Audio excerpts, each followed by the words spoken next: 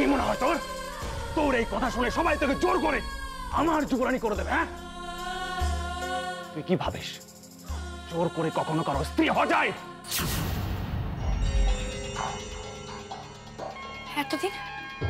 এতদিন জোর করে আমি সূর্যের স্ত্রী হয়ে থেকেছি, আর আজ সূর্য নিজের থেকে তার স্ত্রীর মর্যাদা দেবে আমায়।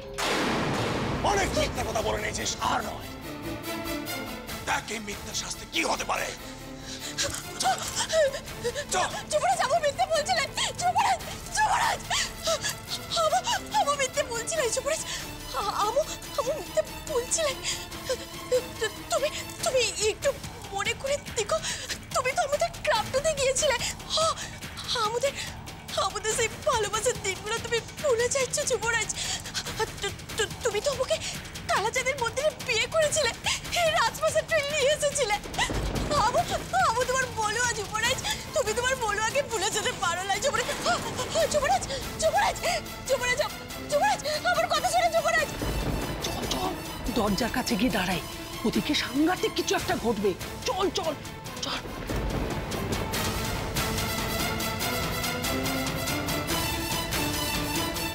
বৃহৎ ফলস্য ঐরাবত মুশিকা।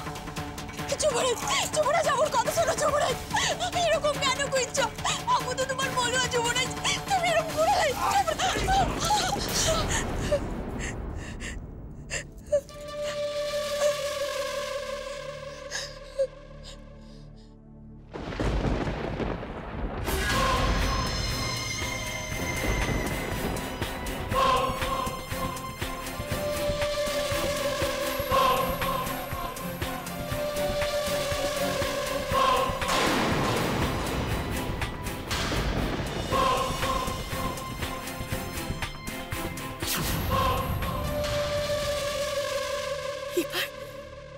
এবার বুঝেছি আপু।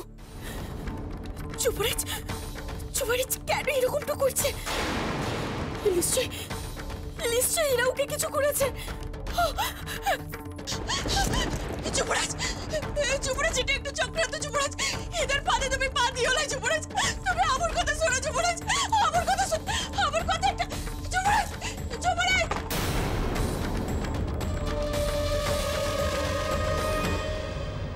আহারে, যুবরাজ তোকে এইভাবে ঘর থেকে বের করে দিল। তোর পাটরানী হওয়ার স্বপ্নের কি হবে রে মলুয়া? ইস, তোর সমস্ত সুখের এইখানেই অবসান ঘটে গেল রে।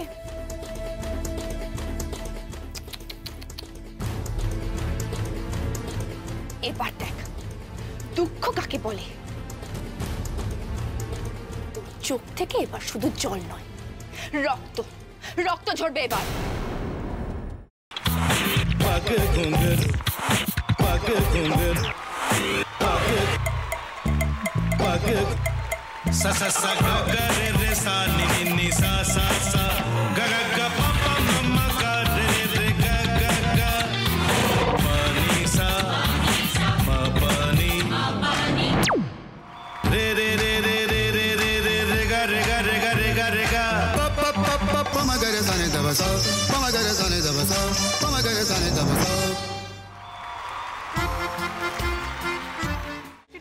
ভাতের সঙ্গেই খায়। তোমার ইলিশ মাছ অ্যাকচুয়ালি ভাতের সাথেই ভালো লাগে। এইবার একটু আরেকটু জল জল লাগবে। হ্যাঁ, সর্ষে বাটা দিলে তো। তুমি বাজার করেছো কখনো? বাজার করেছি কখনো না, বাজারটা আমিই করি। কোথায় বাজার করো? আমাদের, হ্যাঁ, আমি বেলঘড়িয়া। মানে আমি খুব খাদ্য রসিক, সত্যি বড়। হ্যাঁ, মানে ধরো শনি রোববার হলেই আমার মনটা চুপচুপ করে। হ্যাঁ, দেখো ঠিক হচ্ছে কিনা, তারপর বলো। তোমার যাই এখানে ওখানে খেতে রেস্টুরেন্টে,